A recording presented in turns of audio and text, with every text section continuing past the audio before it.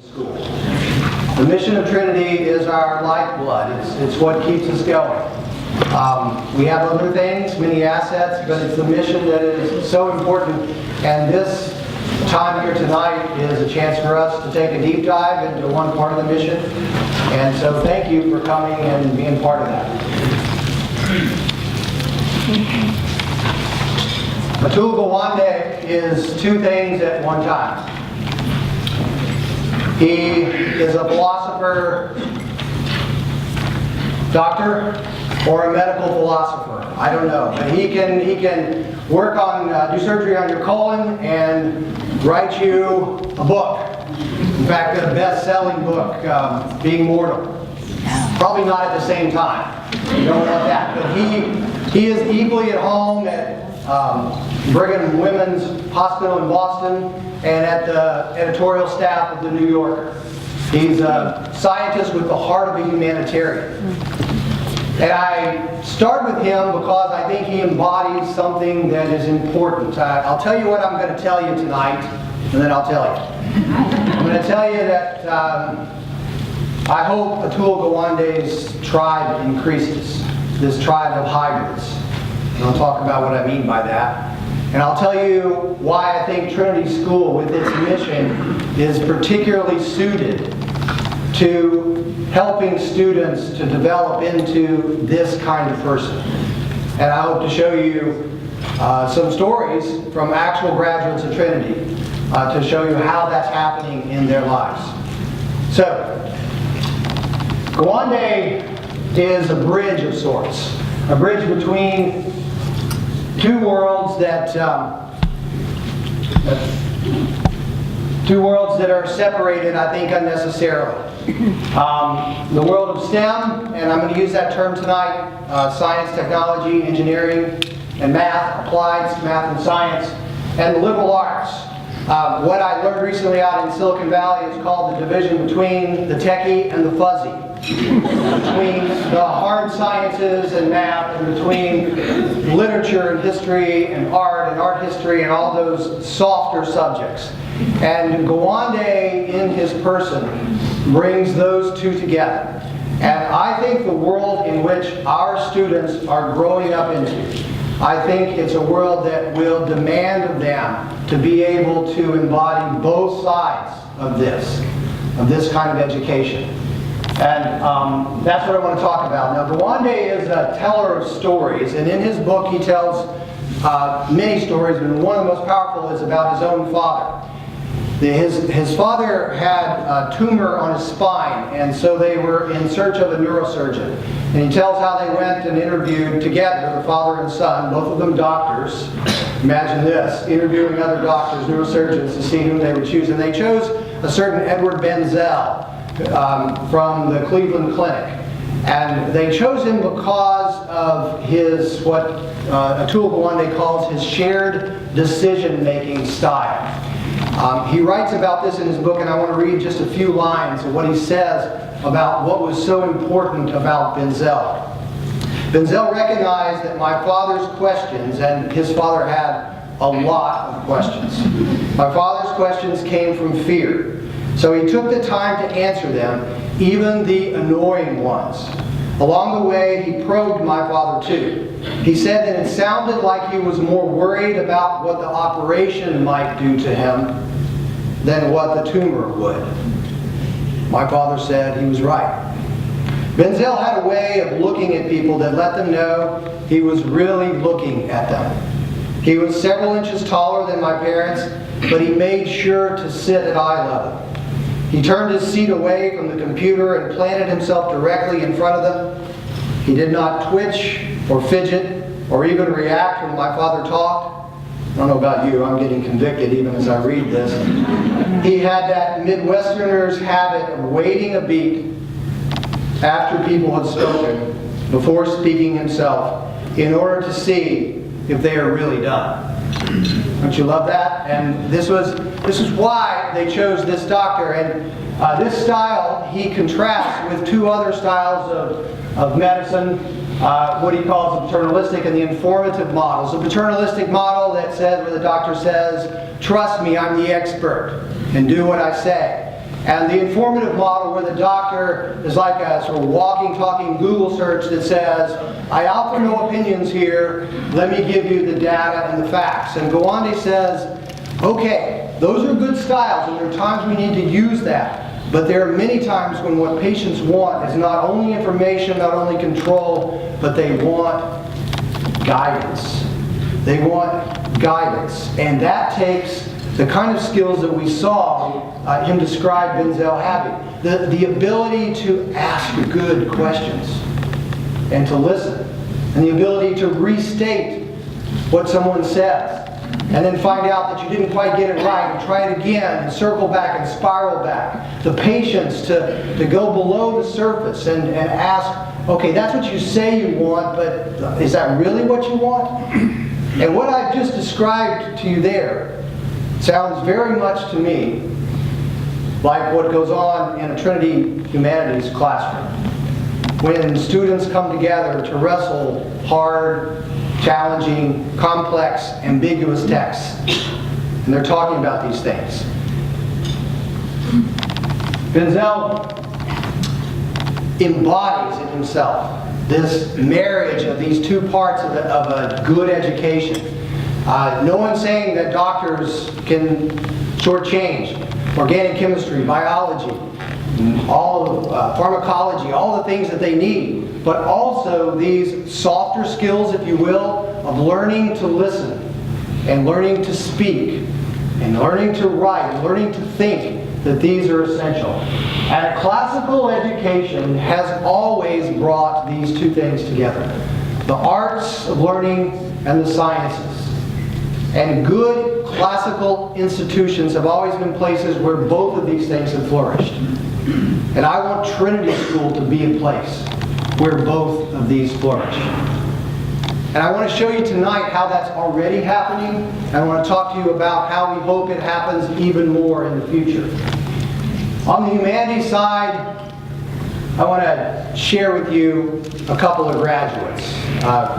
At the very first of this year, when some of them were still around, some of our alums who are in college were still around, I had the chance to interview two of our alums. And you're going to hear from Rachel Baker, who is an architectural student at Carnegie Mellon, and from Olivia Cheney, who is a sociology major here at UNC Chapel Hill. And I want you to listen for what they say about their Trinity education. Happy New Year. Welcome to 2018 and to our first Parent News. And it's my privilege to be here with two of our alums, Rachel Baker, Olivia Cheney.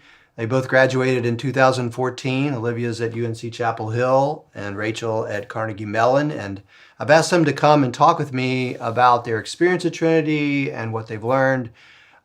Would love to hear just a little bit about how Trinity prepared you for college. Rachel, what would you say?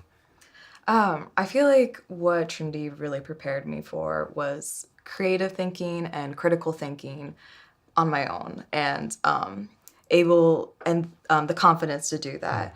I feel like a lot of my friends in my architecture program in college went to these high schools where you're expected to spit back numbers and facts and figures, write it on a paper, and forget it instantly. And it really doesn't help you in these project-based fields like architecture. So Trinity helped me so much with that, especially through the humanities department, through independent studies, and thesis was amazing for me too. So Learning how to learn, learning how to think. Yeah, that's great. And to love to learn, to really get passionate about it. So great. Olivia, what would you say? I think building off of that, especially the humanities that you touched on, for me and my major that leans towards sociology, being able to write well and concisely and to convey your ideas, how you mean them, and easy to understand for other people, on looking outside, reading in.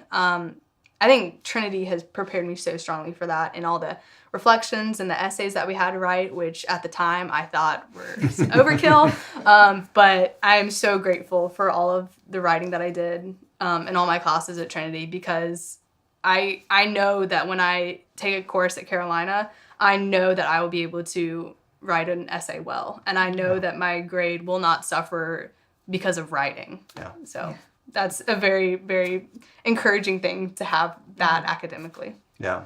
Well, I love to hear that feedback because that's so at the heart of our mission, learning how to think critically, learning to love to learn, learning to communicate, to write. So those are so important to the classical Christian mission that we have here. So thank you for sharing with us. That's what Trinity education does.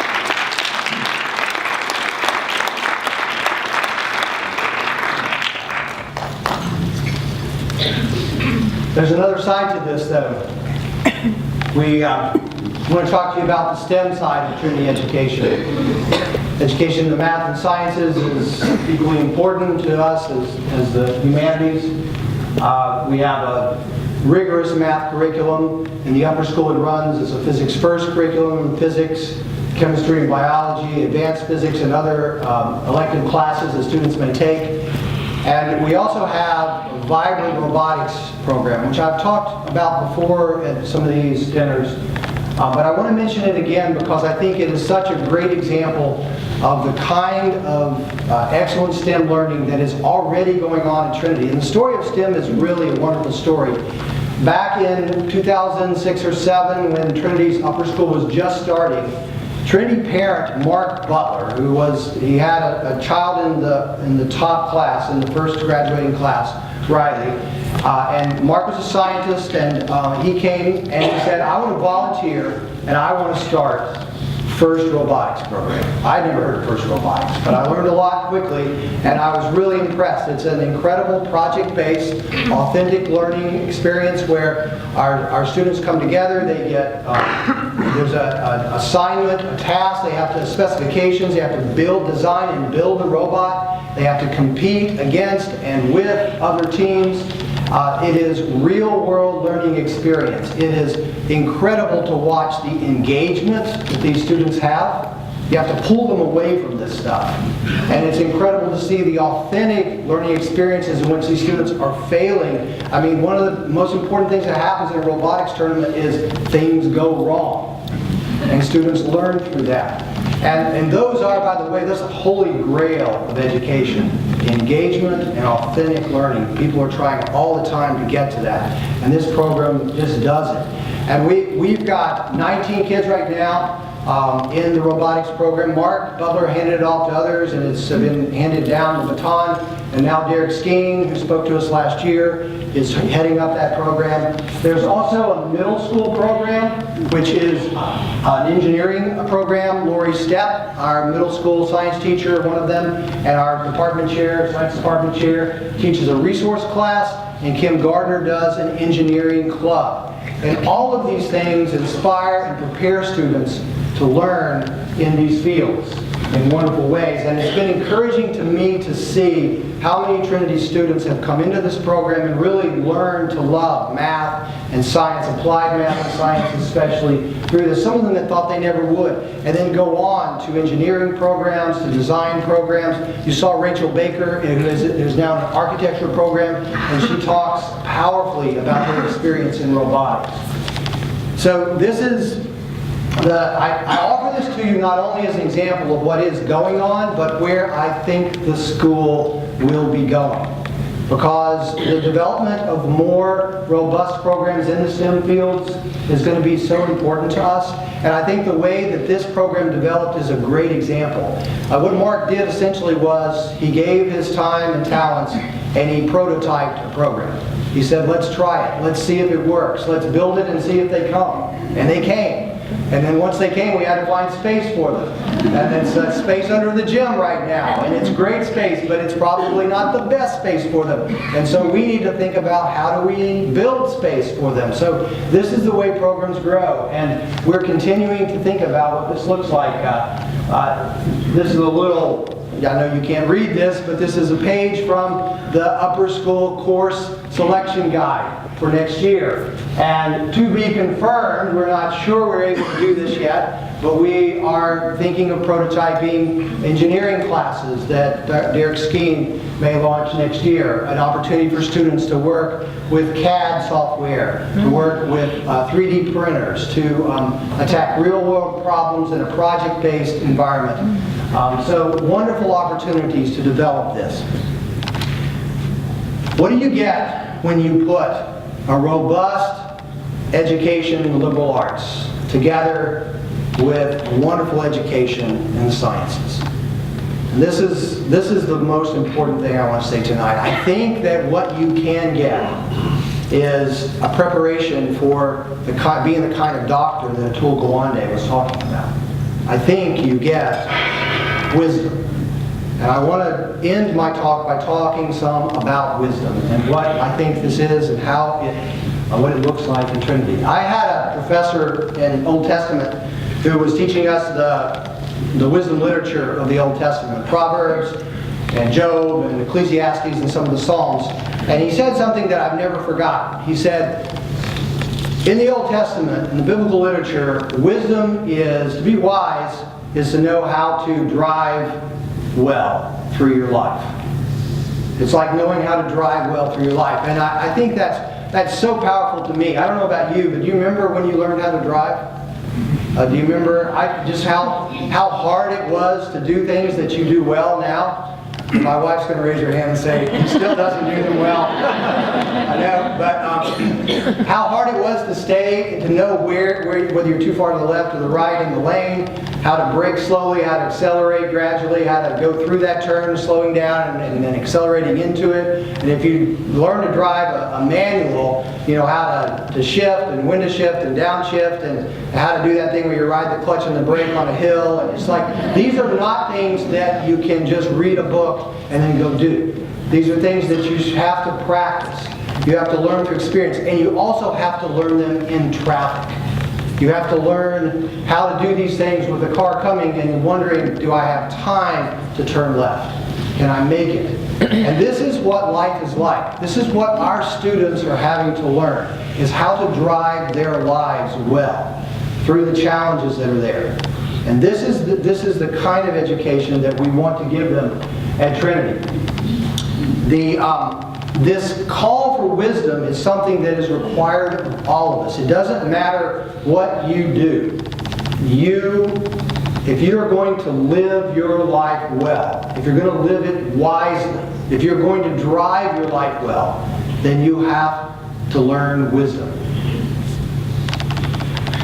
If you are a judge and you have to decide whether to use the recommended sentencing guidelines, or if it's within your power, do you make an exception? If you are a teacher and you've got a student in your class or more than one student that's not learning, and you're wondering what's going on, and you're wondering are there social issues going on? You need wisdom to figure that out. If you're a venture capitalist and you're trying to decide whether to invest in a company, you need wisdom. If you're a scientist that is trying to devise a trial, an experiment, to balance out the good of this thing that it'll do and the possible harm it could do to subjects, you need wisdom. And every one of us who's ever had to decide whether and if and when to give a teenager a cell phone, you need wisdom. We all of us do. Wisdom is one of the 4 cardinal virtues. The others are justice and self-control and courage. And perhaps you've seen one of these before, these compasses. I hope you have. If you haven't, I want to introduce them to you. These are ones we use at Trinity. And the compass is oriented, I don't know if you can read that, but the north, south, east, west poles are the 4 cardinal virtues of justice, wisdom, self-control, and courage. And on the left side here we have our responsible use of technology policy. And on the right side we have our athletics. And we can do this for anything we do at Trinity, because these virtues, virtue is learning is a moral excellence, learning to live well. And the ability to live well with our technology, the ability to live well on the court or on the field or wherever it is, this is what we are doing at Trinity School, always developing this kind of moral skill and virtue in students. Every school does moral education, whether they say they do or not. What we're trying to do is be clear in public about our commitments and where we're going. I want to say just a word more about wisdom. What is it? What is the essence of wisdom? What is, if someone is wise, what can she do? Well, I think she can do two things that are essential. The first is she is able to deliberate. That is, she is able to frame the question, and to devise possible answers, to divide the question, to classify the answers, to do a list of pros and cons, to think critically, in other words. Does this sound familiar? This is what a classical education does. It teaches wisdom by teaching students how to deliberate. But deliberation alone is not enough. We also need to learn to discern among the different options that we have, which option most aligns with our purpose or our goal.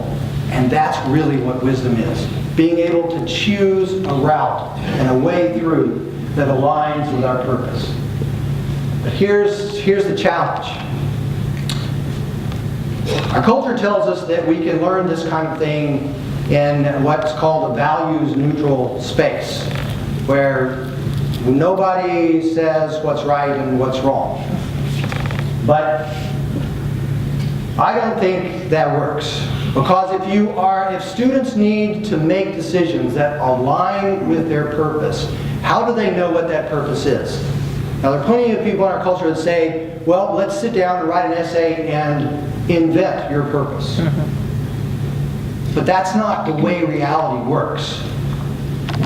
Purpose is something not that we invent, but that we discover. It is something that is given to us. It's a gift from God. We know this because God has spoken to us in His Word, and He's told us that our purpose is to glorify Him and to enjoy Him forever. Our purpose is, we were made, as C.S. Lewis says, to run on God, like a car runs on gasoline. We were made for God, to love God, and then through Him to love others. And ourselves, well, we are third.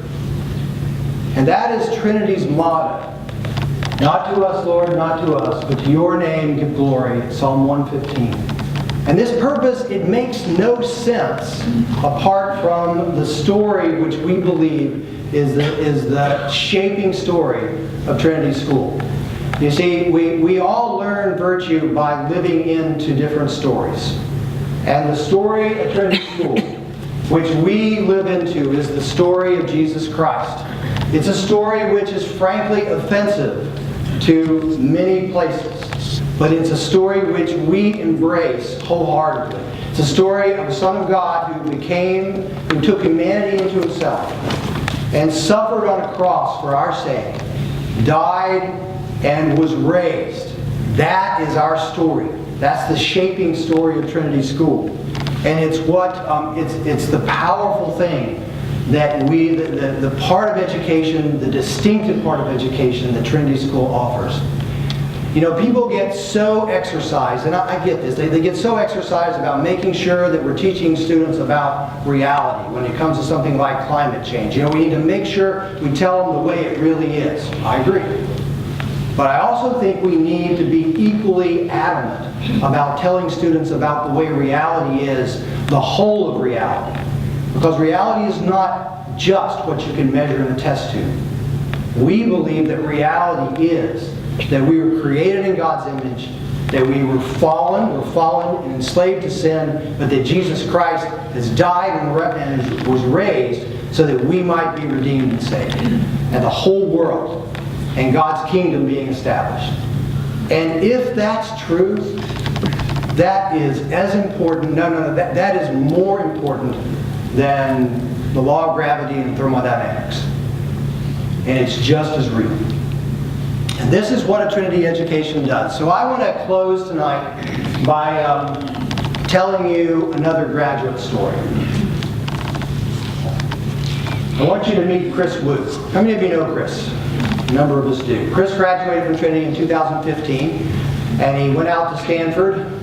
So he'll be a junior this year at Stanford. It's a little more complicated than that. I'll tell you about that. Hang on. I got to visit with Chris. I was out on the West Coast for study leave, and I got to have lunch with Chris, and then he took me to this space where this picture is taken. And It was wonderful. I love talking to our graduates. I never talk to our graduates that I don't, learn something, because I always ask, what do we do well, what could we have done better? It's incredible feedback. And then also just a great sense of gratitude and appreciation and just awe and respect for what God's doing in their lives. And Chris was no exception. So in the fall of 2017, what would have been his junior year, Chris took that semester, that quarter off, and went up to live in Seattle so he could work for SpaceX. And I only got a little bit of that story, but I was talking to his parents. Actually, Justin and Linda are here tonight. Justin and Linda, where are you? Right here. And they were telling me about this time in Seattle with SpaceX. Just an incredible opportunity, but I pass over that. And he came back to Stanford in January and started classes, but he hadn't been in class 2 weeks when a friend of his, I think a former roommate, came to him, and his friend had started a biotech company, and he wanted Chris to take another couple of quarters off to come and work with him. And that's what Chris was doing. So I had lunch with Chris, we had this great conversation, and then he walked me over to this company. It's called a Thalos. And for those of you Tolkien wonks, that's the plant that Aragorn used to heal Frodo's wounds or soothe his wounds. And what a great name for this device, which soothes and heals. This little cylinder looks like a sort of a Amazon Alexa or whatever those things are. So it's a device that measures blood, platelets, and such things. I learned all this in the last couple of weeks here, okay? So everything I know about this, you're getting, all right? Before that, or I guess really still, if you have blood diseases, or if you're an oncology patient, you need to monitor your blood carefully. You have to go in and you have to stick something in your veins, take the blood. They have to do all the stuff, and it's just really clunky and clumsy. And so this Chris's friend started in high school with a Google Science project. That's something we need to check out. The Google Science project. And this idea bloomed and blossomed during his time at Stanford into this company. And this device, so you prick your finger, you smear a slide, you put the slide into the cylinder, optical microscopy, don't ask me, reads the slide and uploads the data to a computer or to an app on your phone, and you and your doctor can read immediately how your platelet count is. Amazing. And Chris is working on this. His role is he's working on the electrical circuitry in the device itself, and he's also helping them figure out how to count the platelets. It's just kind of wonky, but I noticed when you bleed, when you cut yourself, and the blood immediately starts to coagulate, and the platelets start to clump, so they're really hard to count. So he's trying to solve that one. So there's lots to work on. Why do I tell you this story? It's interesting, right? But there's more here. First of all, I think Chris is a lens through which we can see a Trinity education that brings together a wonderful STEM education and a wonderful humanities education, a Christian commitment into a life that is beginning to show forth in wisdom. I mean, I think it's a wise move what Chris is doing this year. He has high goals and ambitions. He wants to go to med school. He's an electrical engineering major, and he wants to go to med school. And he knows that when he gets onto that track, once that train leaves the station, he's not going to be able to do this kind of stuff. Right? So I see a wisdom in Chris. And when Chris was a student at Trinity, he was a stellar student. He pushed our STEM curriculum as far as he could go and excelled at that. But he was also a wonderful thinker and writer and communicator. I know this firsthand because I had the privilege to teach a short section of his theology class. And I taught the students C.S. Lewis's Mere Christianity, the first two books. And Chris's paper on the Lewis's moral argument for the existence of God was one of the best that I have ever read. And so here's this student that brings these two things together. So I asked him, I said, Chris, how does your humanities education impact what you're doing out here in Silicon Valley, where you are immersed in this world of STEM? And he said, it's really important. It's important to me because, and this is what he said. He said, we're starting this company. I mean, this other person started this company, and I'm helping. And there's this incredible pressure to be first to market. But in that kind of pressure, we have to make decisions. What kind of methods are we going to use to get there? What kind of shortcuts could we take or maybe not? What sacrifices should we make? That takes wisdom. That's exactly what we're talking about. And he's learning to do that, learning to drive through that. And I'm so thankful when I look at Chris Wu. I'm not putting him on a pedestal, okay? He puts his pants on one leg at a time just like the rest of us every morning, and he's a foolish sinner like the rest of us, okay? But he is, his life is a lens, I think, through which we can see what a Trinity education does. And I'm so thankful that there are people like Chris Wu in the world, that there are a lot of Trinity students like Chris Wu in the world, that students who are using their Christian, they're merging their Christian faith, their mastery of STEM skills, their understanding of humanities, what they learned there, and putting it together to relieve pain and suffering in the world and to make this world a better place. And I'm also, I'll say this as I close, when I come to that place in my life where I have to make the really hard medical decisions that Gawande talks about in this book, and I sit down across from a doctor and I want more than just information or somebody just going to tell me what to do, but I want somebody who will listen to me and who will give me wise guidance and maybe even pray with me. I'd be really happy to have Chris Wu be my doctor. And I am so thankful that Trinity School has played a part in his education and the education of countless, just literally hundreds of Trinity graduates, and also is now educating hundreds of students. And many of them are your children, will be your children. And this is not about Chris Wu. This is not really even about Trinity School. This is about glorifying the name of God. Glorifying Jesus Christ in all that we do. That's what Trinity School is about. Not to us, Lord, not to us, but to your name be the glory. May Trinity School always be the kind of place that puts that first. Thank you for being a part of that, and thank you for coming tonight. Appreciate it.